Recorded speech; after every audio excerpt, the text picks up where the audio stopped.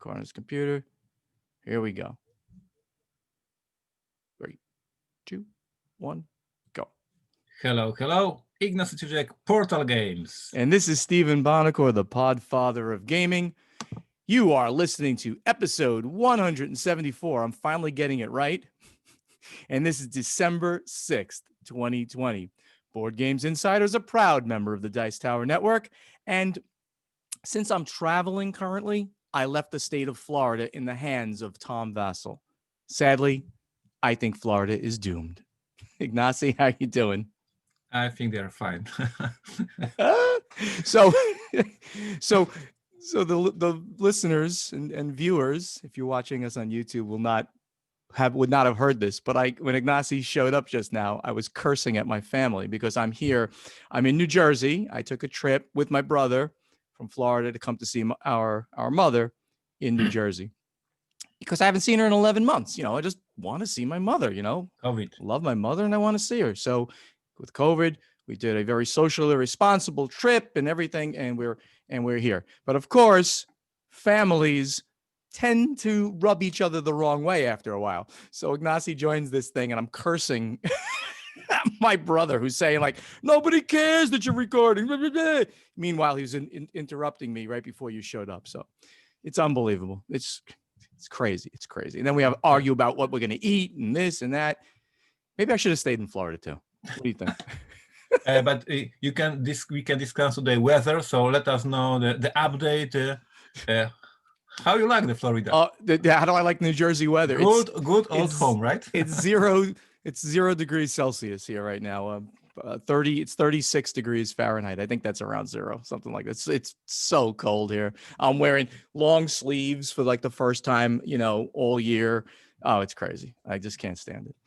Happy to hear that. Yes. And what's the temperature over there while you're at it? Around the same. Yes, about 0 Celsius. Yes. Oh my gosh. I want to go back. I got to go back. I'm leaving in 2 days. So thank gosh. Anyway, tell us what's happening at Portal Games, my friend. At Portal Games, we are preparing for PortalCon. As our listeners remember, and of course Steven remembers that as well, every January we have a keynote, we have the big event in Poland and international, and of course this year it will be virtual only, so now we are preparing all the streams, all the attractions for the viewers. Very important date in your calendar, our listeners, January 23rd, Saturday. Portal Games will announce the new titles, new expansions, new items, new products. So for us, as every single year, it's a big event. The concept that we came up many years ago, that on one day we announce all the releases for the whole year. So this is like a main news of the year for us. And everybody's super excited. All our fans are screaming and so happy. So PortalCon, January 23rd. In upcoming weeks and episodes of Board Games Insider, I will be sharing more and more news. But for us, operations started and preparations. That's awesome. As for the brag of the week, finally, because our listeners also know that in the spring season, there is this award season when there are all different awards given. So I have this brag of the week segment. Then there is like nothing happening. And now we are in this end of the year time. So many podcasts, many vlogs are doing the best of the year. So there's a new wave of things that I can brag about. So I'm happy to report that Imperial Setter's Roll and Write app, the app that Portal Games released this year, is in the race for the best app of the year by the service called the 8-Bit Meeple. So we are trying to win 8-Bit Meeple Award. The competition is very strong. So even though I love to brag, I have to admit that I think my chances are not very big. Amazing games released this year in the app form. Of course, it was a COVID era, so it was even more important for the publishers to bring that titles for the gamers. Root, amazing implementation. Roll for the Galaxy, amazing implementation. Sagrada, etc. But I'm very happy to be among these best apps of the year. Very cool. For the pre-orders, I will mention something in the final scoring because Steven teaches me, Ignacy, keep something good for the end of the show. So I'm keeping it. Good. for the end of the show. I'm learning from the master. And Thank the you. upcoming street dates, all our releases are in stores already. We released everything we planned, and no problems whatsoever. Detective Season 1 is doing amazing. Treasure Chest for Robinson Crusoe release in time, so I'm very proud of that. So go check out your local game stores, your online stores, or whatever you use, and check for our Portal Games 2020 releases. News from the headquarters, from Portal Games headquarters. This Friday, I received a production sample for Vienna Connection. So it is an amazing moment to get this box in the hands and see how it looks. It was a production sample, so we are checking the components, we are checking the papers, we are checking the materials they are using.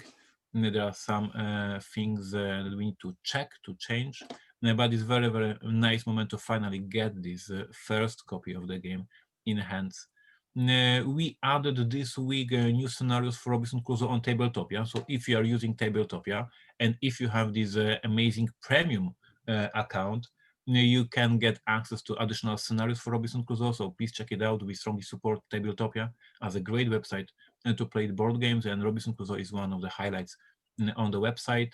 I want to remind everybody about Portal Games Gameplays, our new YouTube channel where we put gameplays of our games every single week. And there is more and more news, but I don't want to talk too much. I want to hear about the nice life of the person on retirement who has always time to play games and meet with family. So what's happening in New Jersey? In New Jersey. Well, I'm not going to talk about what's happening in New Jersey other than I want to kill my family, as I mentioned already. But the only thing I'm going to mention really is, you guys all know about happy hours and you know about the board game breakfast that I do with Tom. But I really want to, again, I want to invite everybody to check out escaperoomadventures.com. And I've got a discount code for you all. I mean, this is the perfect idea for a Christmas gift. Yep. If you want to give a Christmas gift to your family or friends, if you use the discount code Podfather Holiday, one word, Podfather Holiday, over at escaperoomadventures.com, get 20% off, and you can buy it as a gift certificate. So let's just say you can just buy it, $100 gift certificate, say, and give it away, and that'll be like for 4 people. They'd be able to play for that. Or just buy a room for Christmas or Christmas Eve or sometime during the holidays that you want to play with your family. So really, we've been doing a lot of online stuff, obviously, at the escape room, and it's just been going so well. And everybody who goes that knows me, who's heard this, keeps coming back and saying that was the best escape room I've ever done. And I'm not kidding you. This is true. So please head over to escaperoomadventures.com, use the discount code for 20% off, Podfather Holiday, and consider buying either a room on a given date, which you can always change if it didn't work out for that date, or a gift certificate, and send it to somebody, send it to your family, and play with them over the holidays. That's the only thing I'm going to talk about this week. I really want to, wait, maybe one more thing. Hey, COVID vaccines, man. Every week, every Monday, there's another great thing happening in the vaccine front. So Ignacy, one of my big predictions this year is definitely going to be, we're going to see each other next year. But we'll get to that for our prediction episode. Do you want to see the true Slavic nature of Ignacy? I mean, let's give us these 2 minutes of distraction. Since the vaccine news came, and it means so much for me as well, because I'm also super tired of all this situation. Right. But the first thing that came to my stupid mind was how terrible it would be if we have now the next news that there's a new problem, new disease, and when we all are so happy that finally the COVID is almost done, we are almost free, and then it is the next news, a new disease, and you have to stay at home for another 2 years. This is how Slavic I am. This is terrible. I'm going to punch you. It's not going to happen. All right. Enough of this. We're going to the event deck. All right. So from our buddy, Uli Blenneman of Spielworks, he reached out to us, and he gets Spielbox magazine, which is probably the largest magazine, in print magazine in the industry. It's very big in Germany, yep. and it's a German language edition. It's a smaller English language edition that they put out. But he said there was an interview there with Dominique Metzler, who is the president of the Spiel, the Essen convention, and she said that, quote, I believe Essen 21 will be digital only as well. However, that all came out before all of the news of the vaccine, had started coming out. That interview was conducted. So I'm going to predict. This is not an official prediction because we have to do that, in January episode. But I'm going to predict that that's going to be an in-person convention. You're still too Slavic to say that, I think. No. I'm Slavic, but I do believe that if anybody can pull out the conversion is Germany. Like this nation here has a ton of examples of being extremely well organized, extremely well doing things, and if anybody can pull off all this vaccine, healing people, distributing it in the whole nation, and preparing the whole country for the convention, this Germany. My only concern would be that I would see much easier to create in Germany convention that I believe very, very strongly that it will happen next year. But we have to remember that the Essen is an international convention. So it might be some restrictions of people coming from different countries to Germany still, right? Sure. So maybe it will be, for example, like a hybrid solution, Essen Spiel only for Germany in next year, for example, because I want to be there. I want to be too. But we can see that government, for example, may say still borders, let's keep them strict. We will see, but I think I'm going to stay optimistic on vaccines. And then if you've got your vaccine, I believe they'll let you in. We'll see. I am saying it officially. I miss Irish pub in Essen. You miss Fritz Patrick's. That's the greatest name of a pub, Fritz Patrick's, right next to the convention center. It's great. So Gamma makes more changes to the Origins Awards, of course. And this is for next year's Origins Awards. And they're splitting the board game and RPG category into multiple categories. So the Game Manufacturers Association made major changes to the Origins Awards categories for the 2020-2021 cycle. Gamma received a total of 300 submissions for the 1920 cycle, up from 81 in the 1819 cycle, and has decided to split up the board game and role-playing game categories to have multiple categories by genre. Let me read at least the board game ones. Board game family, board game general, board game historical, board game party light, board game strategy heavy, and then there's card game and collectible game, and then there's a whole bunch of role-playing games as well. This is a good thing, I guess. That means more people will be able to be nominated in a correct category. It's easier to shine in a given light. So I'm happy about that.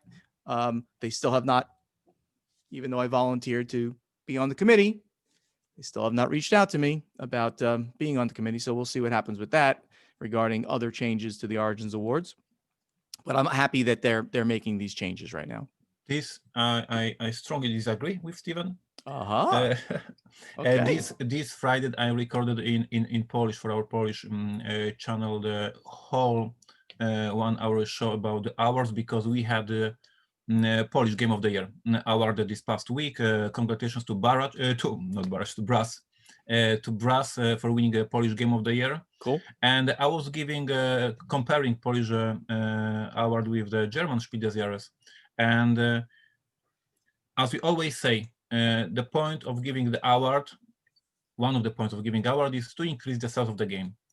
If Spiel des Jahres committee says, this is the game of the year, you should buy it. This is a very strict message, very easy to understand. What game won the game of the year? This game, buy it. If you have 10 categories, if you have 15 categories, if you have 7 categories, you don't exactly know which one is the best one, the one that you should buy. And therefore the gravity of the message of the award is split on many categories. And therefore, if we are talking always about the retailers, we want retailers to promote this award. We want retailers to pass this box. This game won the award, buy it. This game is the best one, buy it. They will not have this one message. They will have, once again, this is the best strategy. This one is best party. This one is best family. No. Which one is the best? So that was my message this Friday for Polish audience when I was discussing the awards. And I'm always giving the German one as an example because it works. It's the only conclusion. The German award works. I understand completely what you're saying, and I agree with the sentiment of watering down the message. However, I still don't think you can put up some light party game versus some deep, heavy strategy Absolutely, game. absolutely. They're incomparable on any level. So for an award like the Origins Awards and many others, I think this is the best solution. That's again, we can agree to disagree. I think that's good. We can finally disagree on things. I like it. Just a quick message here. I just wrote it in here. There's nothing really to talk about. David Prowse, who played Darth Vader in Star Wars, under the costume, of course, not the voice. That was good old James Earl Jones. He passed away at age 85 of COVID-19. Very sad. I have a story about David Prowse that I will not repeat here. You'll have to meet me in a bar and something like that and talk about it because it's a very interesting story about when I met him and where I met him and the experience that I had with him. He's a very nice man, by the way, very nice man. But I can't tell you the story because it's a little crazy. Fitzpatrick Ignacy's, bar. what's that? You need to meet Steven at Fitzpatrick bar. That's right. If you meet me there and you sit down, I'll tell you the story. So what is this thing, Ignacy? You put a whole bunch of stories now in here, and the first one is about Catan Print and Play. They're offering a free print and play game. Very cool. Yeah, that's a very interesting news you can read because you read so much better than I in English. But long story short, you can download for free print and play version of Catan. It is a little bit easier. It is not the full game. It's a easier one to try Catan, to try the game. On one hand, in my opinion, of course, great idea. On the other hand, I'm not sure if the Catan is the perfect game to print and play. Like, of course, I fully support giving a demo, providing information how these games works, to find new customers, to find new people who are maybe not super happy about risking spending 30 bucks for the game. So demos always okay, but the Catan is a quite complex game to print and play and prepare.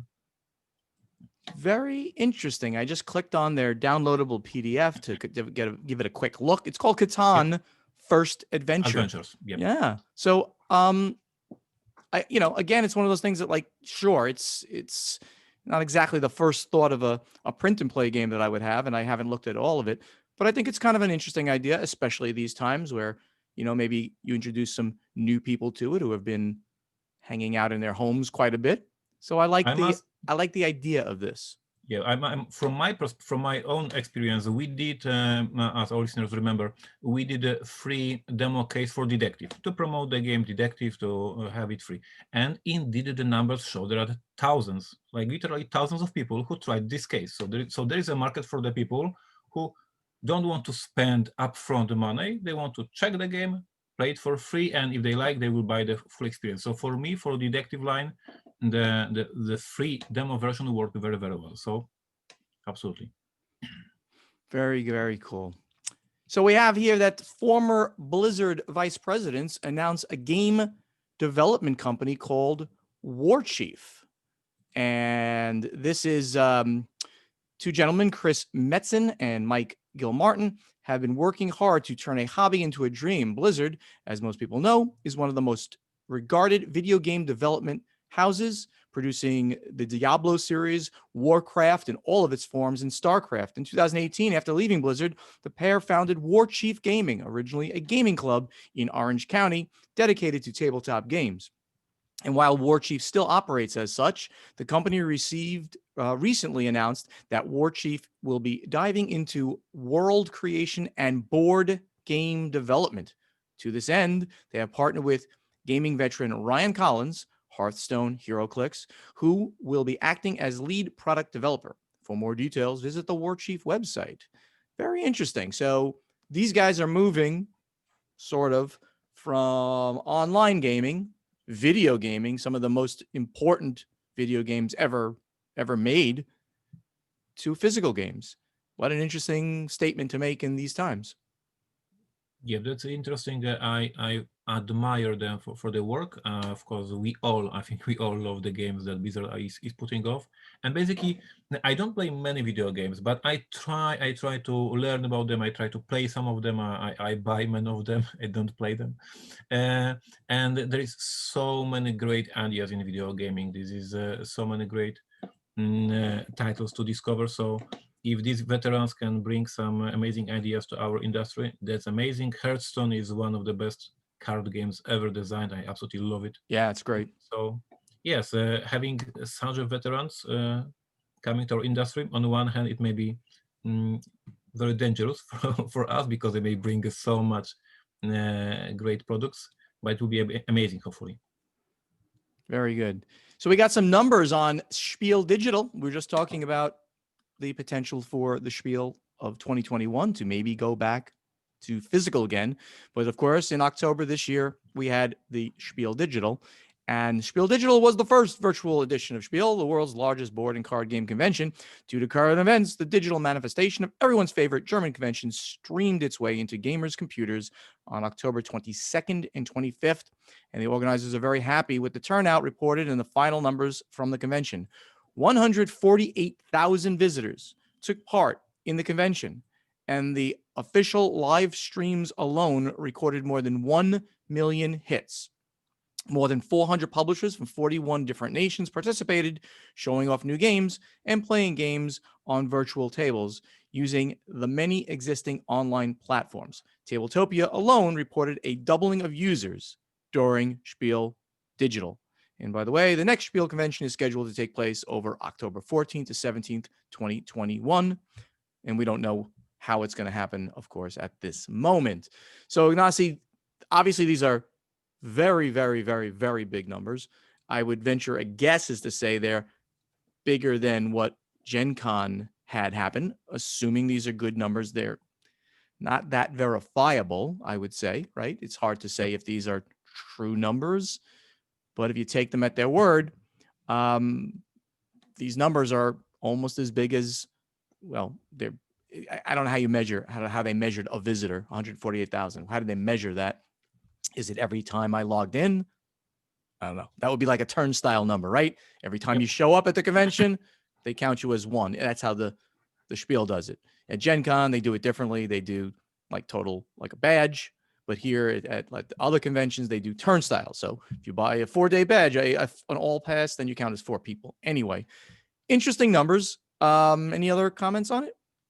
Yeah, we discussed this right after Essen that on these German streams, indeed the audience was very high, the numbers were impressive. Right. And at the same time, we saw that at the publishers' streams, so whatever it was, a Portal Games or another publisher, as I was checking, the numbers were very, very low. So the audience was split in many, many places, and it was hard to see the crowds. It was hard to see these many, many people because they were all split on all the different streams that were happening during the show. So numbers looks impressive, but when you were at Essen Spiel, you didn't feel that. Didn't feel what? Explain. That crowds, the the comments, the audience, the people, you didn't see them. Exactly. Yes. If you were there online, you just don't feel what it's going to be like. So that's all the news. Kind of a slower news week. I think we need to move on. Let's go to our strategy and tactics. So we have Phil Gatward, who's at TVR and Nutter, TVR Nutter. And he said, I've been listening to podcasts since the beginning, and I love the interaction between you both, which leads me to the question. How much have you learned from each other since you have been collaborating on the podcast, which has helped you progress in your respective companies? Ignacy, I've taught you so much, haven't I? I mean, I think I agree with the whole seriousness. I learned a lot from Steven, and the one thing is that you had very different approach to marketing campaigns, how you promote the product, and I was learning from that, and I tried to improve my marketing. My marketing was always me, board games that tell stories, talking about the stuff, talking how I design. Like I live these games, and I learned from you that sometimes you always have to also promote the product. That this is the game. That is not the product is not always the story about designing this game. Sometimes you have to say this is a product, it releases on that day, it has that price, it is available at this store, like being much more business-wise in terms of the marketing. So I learned that a lot from you, and I try to improve on that. So that's for sure. Without jokes, without being silly. Oh, you're too nice, and certainly I've learned a lot about the completely different model of distribution in Europe from you, and not to mention the creative process, because I don't consider myself a creative. I mean, yes, I create this podcast and things like that, but I'm not creative and I'm not a game designer and I never will be. And the fact that the way that you've created your processes around doing so is a very interesting idea, and hearing us talk about it so many times has made me even more appreciative of all the work that goes into that. So thank you. Oh, thank you. And I have a funny comment on that. Okay. Because I guess many of us this week received a notification from Spotify, the songs that you listen the most, because that was a push from Spotify this week. Right. My most listened song is not something super fun and super amazing, but this is the stupid soundtrack from the spy game movie, because I was writing Vienna Connection. So Spotify thought that I love this music, and I love it because I listen all the time. I was listening while writing. So Spotify congratulates me that I love these classical notes. That's because funny. I was writing Vienna Connection. That's your favorite Yeah, that is my song favorite for the year. I hear it all the time at work. Federico Latini. I know Federico. Nice. Very nice man. Very nice man. Given the fact, oh, by the way, he's Federico Latini on Board Game Geek. Given the fact that our industry is professionalizing and therefore more focused on profits and ROI, return on investment, we are not anymore a hobby and enthusiast propelled industry. That's his statement. That's interesting. And the target is on average well above the teenagers, I assume. Do you foresee the birth of a company focused on adult content, which anyone knows is very profitable? All right, I had to translate that as I went along. I think the question is, do we believe that we'll see a company that's truly going to only put out adult content? And what does that mean exactly? Does that mean, I don't know. I don't think it means pornography. Or does it just mean more risque? I don't know. But I think my answer to the question is probably no, because I don't know that people want more than we're getting now that's adult in our games. So what's adult? What is some general adult content, right? War games, right? I mean, you're killing things and you're fighting and you're conquering, and those are adult themed. I think that's the extent of the adult type content that we want, not necessarily something else. Ignacy, what can you put this in a better yes, unless focus? he talks about the nudity or something like that. But still, if you are looking for the more customers, we are looking about creating product like Catan or Ticket to Ride. Yes. that is the aim. So even though the market is growing, no, we are not looking at the adult themed games, because we want to reach masses. So we want to reach them in Target and Barnes and Nobles, and we need a very pop cultural product. So if companies like that will come, and if we will have some niche ideas for the adult content in board games, it will be niche, in my opinion. Very niche, I think. I agree. Wayne Walker, who's at W Walker 98, he asks, what do you think about board game apps that are available before, or at least at the same time, as the physical board game? Does it hurt sales of the physical game? Does it matter? For example, Gone Shun Clever, that's pretty clever, app was so good, and I played it so much, I doubt I would ever buy the physical version. Shame on you. Sorry, but for solo players especially, sometimes it just works out this way for me. So there's just a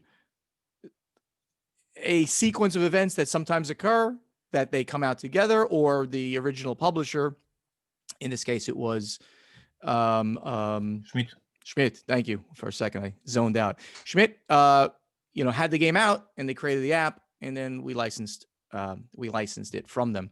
I think it ends up helping in general because we have actually had some actual evidence. Days of Wonder did a study a long time ago that physical games spur sales of digital games spur sales of physical. Now we have a lot more data, and I haven't seen a recent study on this. And we now have things like Tabletopia and things like that as well. So generally, I think it's a good synergy to have both. Ignacy, anything else you want to kind of add to that? I would go what you said with Tabletopia. Like board game apps is one of the things, but so many publishers these days use Tabletopia or Tabletop Simulator to promote their games, and I clearly see, and this will be probably one of my predictions for the next year. I will see them that if they, for example, release a game for the Gen Con, they will have already in June or July tabletop version, so players can play test, see, and then they go to Gen Con and yes, I played it already on tabletop. It's amazing. I want to have it. So I can see it as a legit, interesting marketing campaign for presenting new titles before they are released. And it didn't happen yet because it's a new tool. But I'm looking forward for upcoming year and upcoming conventions. And I myself consider such a trick to make something available a few weeks before the release to create this hype. Of course, to do that, you have to believe you have an amazing game that people, after they play, they will say it's amazing. Because if you have a poor game, you will have a lot of hype about your game is meh. Yeah, exactly. And that's a great way of thinking about it. That, if you have the resources to create at least a demo type version of it online, 2 weeks, 3 weeks before Gen Con, you can see that, right? Wow. And then people can see it with the art assets and everything. Yep. And then they'll really rush for the game, right? It'll be a big thing because they saw that. Oh, I have to have this thing. Yep. It looks and it looks like it's going to play so great. Very cool. Joseph Leone, who's at Leone J. I am an older gentleman, served in the military for 20 years and a teacher for the last 15 years. My children are almost grown, and I am considering places for retirement. Florida. Top of my list right now are Columbus, Ohio, because of the Cabs and Origins. Cabs is a gaming club there, huge game club, and Origins is both there in Columbus, or Texas for BGG Con, and the Warhammer Gaming Cafe. I am mostly interested in being close to a major con and the ability to participate in a regular gaming group. Do you have any suggestions as the best place for a gamer to retire? Well, I guess this would vary greatly if you're in the United States already or in Europe already. But if you're really looking for a great game community, you don't want Florida. I'll be honest. I don't have a great game community by me. I don't have a strong store when stores can really come back. Though if I was a little further south, the Cool Stuff store is pretty darn good, and a couple of stores down there. I would say that you do have you've picked a good one in Columbus, Ohio, because of Cabs is a great group. Personally, I would never retire to Ohio, the crappy weather that they have over there. Sorry, Ohioans.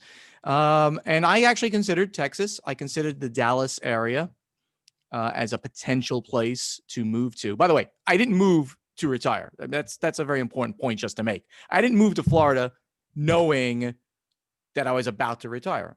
I had not started talking about the merger with Travis when I moved. And then it happened only a few months later that we started talking about it. So I think Dallas is a great idea. It's also a very cosmopolitan city. There's a lot of things you can do there. So that's all I have. Ignacy, you have any good ideas for European retirement cities? Of course not, because in Europe you would have to need to know German or French or Spanish to interact with the people. So definitely either UK, either America. I vote for Dallas because if you want to meet famous designer Ignacy Trzewicek, I'm coming to BGG-Con quite often, so it will be your chance to meet with me and bring me some cookies. So vote for Dallas from me as well. But let me just kind of pose it. So if you are German, what would be the best city as a gamer to retire in, or to live in for that matter, because it's a good gaming community now? I don't know if you know the answer. And then then Poland. Okay, what's the best one in Poland? What's the best city in Poland if you were a gamer? The biggest gaming If you're community. a gamer, I would probably go with Wrocław. This is the city in the west, because it's a beautiful city. It's a big city, but not very big, like, overwhelming with the traffic jams, etc. So it's a beautiful city, and there's a big tradition of board gaming there. There are 2 conventions, board game conventions running every single year. There is a few pubs dedicated to board games. You can go to the pub and play board games. And there is 2 or 3 gaming clubs in Wrocław. So yes, I would go with this city. That would be a great idea. Where did we go last year when we met? Krakow? Krakow. You were in the Krakow. Fantastic. Beautiful city. Yeah. Beautiful city. I don't know. I could live there. I loved it. What do we have? Do we have any more? Can we keep going? One more, and we need to finish because we are talking very long. So Johnny Opie, no, I'm sorry. Yes, at Johnny Opie, who's John D. Parker, his real name. Ignacy, how have role-playing games affected your board game design? Stephen, do you play RPGs? And if so, how do you affect what you look for in a game for publication? Does it affect what I look for? So Ignacy, your 2 questions. Yours is first.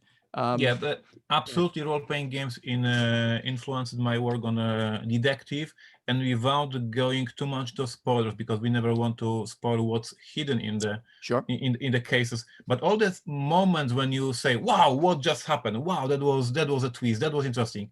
These are all tricks that I was using as a game master when I was running role-playing games. So I knew for years how to surprise players, how to make a twist in the story, how to make a twist in the handle. So all these things, once again, without the spoilers, but in some moments playing detective, you may find some hidden information, you may find some hidden documents, you may get the restricted areas for some data, like really twist moments. And these are moments that I was using many years ago as a game master running games. And I'm putting these small bits to surprise players, and I have a ton of joy hitting these small things to discover in the game. Very cool. Yes, and that definitely plays almost like a role-playing game, detective. Yep. I love the way that does unfold like that. Johnny, yes, I'm a role player. I'm an long time Dungeons and Dragons player. Been playing since the beginning almost of Dungeons and Dragons. Right now, currently, I'm in a Pathfinder 1st edition campaign, which is going great. My level 5 half orc fighter is crushing things with cleaving them to pieces and things like that. And I like Ignacy, I love story. I love story in games. I like theme in games. To me, and while at Stronghold, I published many games that were themeless. I mean, let's face it, that's pretty clever. Gauntlet and Clever's, I had to no theme. You roll dice, you pick dice. It's not even, can't even try.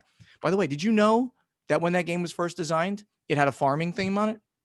Did you know that? Yeah. No. Yeah. Wolfgang Warsch pitched the game with a farming theme to Schmidt. Germany. Okay, it makes sense. And yeah, right. It did, right. And they said, yeah, let's take it out. Just make it a dice game, which works out. And then he has twice as clever, and there might be 3 times as clever. All those games, they don't need theme.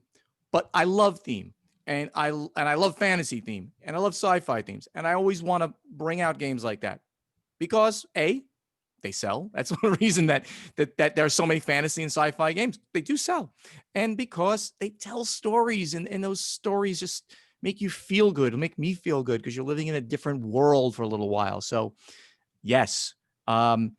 Do they affect the choices? I was more likely to give a second look at a sci-fi game, for instance, than a farming game. Definitely was. Every time I would give a quicker look, you know what I'm saying, at a game that appealed to me. All right, that's enough for our questions for this week. Let's go on to play testing. So I believe this is Steven's question I wrote down here, didn't I? All right. I forgot that I wrote this down here. And my question out there to all of you, and first to Ignacy, is which one game that you do not currently have in your collection would you like to add to your collection? Could be your Grail game. Could be that, War of the Ring Collector's Edition, if that's the one you wanted. Or maybe it's just the one you want to get for Christmas, that your holiday gift from your significant other or your family or whatever. What is the one game that you would like to add to your collection, Ignacy?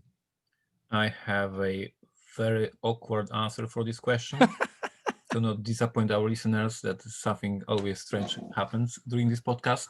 I would vote for the game called Mage Knight from Vlada Kvatil. The awkwardness of this choice is that I'm Polish publisher of this game, and I can bring a copy to home any moment if I want, because I have in stock this game. Why I don't have it in my collection, why I didn't bring it, because I'm terrified of this stupid rulebook. I heard so many good opinions about this game. Everybody praises this game. Everybody says that Mage Knight is amazing, and I would love to add it to my collection. By that I mean play this game. But it has 40 pages of rulebook. I'm terrified. I'm afraid. I do love to have it in my collection and play. I only have it in stock and I sell. It sells like crazy, and I love it. But I'm not playing it. That's funny. So for me, I basically have my brother. He's outside now. What a family I have here, by the way. He's knocking on the window just to annoy me. This is what I have to deal with. Anyway, I have just about everything I could possibly want. So it's not like that, and if I want it, I get it. But the one game that I'm wishing for right now, which is not out yet, so I will get it when it is out, is the Battle of the Five Armies. What are they calling it? Not collect. They're calling it something like Collector's Edition. They're bringing out one of those things, the fully painted one with all the miniatures, the bigger board. The Aries Games is doing that, so I have to add that. Of course, I already have the unpainted one, so I'll probably end up getting rid of that and adding this one in. So that's I have to have all of the good miniature Lord of the Rings stuff, because that's like the greatest for me. So that's the one that I really want, the one that I'm going to add. So we now ask everybody out there who's listening to us or watching us here on YouTube, and Ignacy is going to create this thread right now. Ignacy, right? I'm on it. I see him. He's on it. By the way, I noticed we have 1,110 people who have subscribed on our guild. Anyway, go over to our guild on Board Game Geek, find our play testing thread for this question, which is episode 174, and post your answer to this question, which is, which one game would you like to add to your collection, be it a Grail game or just a game that you'd really love to hear and have for Christmas. Let's get over to our final scoring. Thank you so much for listening. Help us spread the word about this podcast by telling your friends to download Board Games Insider wherever they like to get their podcasts. To ask us questions for our strategy and tactics segment, you must post them in the correct thread in our guild on Board Game Geek. To answer our question to you from playtesting, also go over to our guild on Board Game Geek and look for the thread with this week's episode. Board Games Insider has a Facebook page, so please like us on Facebook. Also, on Facebook, please like Ignacy's page and Steven's page, /Portal Publishing and /Podfather Gaming. Our websites, portalgames.pl, portalgamesus.com, and podfathergaming.com. Go there, sign up for the newsletters, keep up to the minute on what's happening at Portal Games and with the Podfather.